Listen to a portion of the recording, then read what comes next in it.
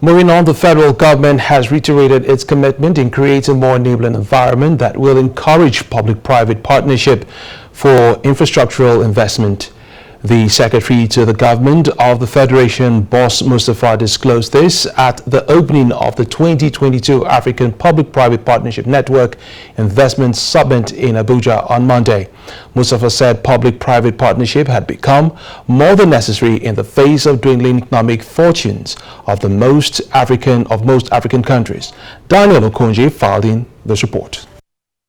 Infrastructure deficit poses a stronger position to Africa's infrastructural development, a challenge characterized by over $170 billion worth of infrastructure gap, necessitating the need for public-private partnership.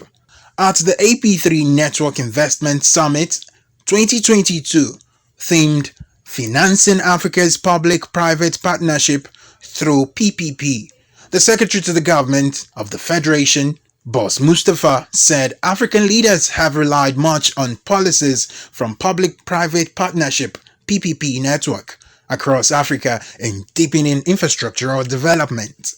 The federal government of Nigeria has encouraged and supported the strengthening of the framework of the Public-Private Partnership policy.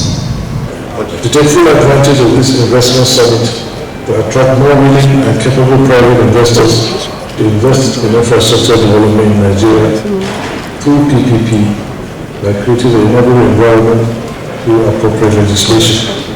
The theme of this summit, Financing African Infrastructure through PPP, is not only apt but very timely in view of the critical role played by PPPs in the transformation of global economies and the need to galvanize available resources in the private sector to grow and develop the African economy. The success of the AP3N will, however, depend on how soon African leaders overcome some challenges threatening effective PPP in the continent, which includes fighting corruption and creating ease of doing business. A number of issues must be addressed.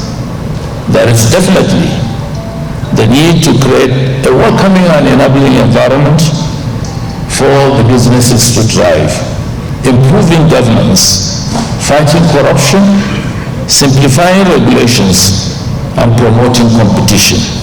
The essence is to sensitize the whole world that Nigeria is safe for investment and that it's an investment haven, taking into consideration Section 11 of our Act. The government needs to do more to help create enabling environments in such a way that long-term funding comes in to allow private sector individuals, private sector companies to invest more in some of the projects that government has.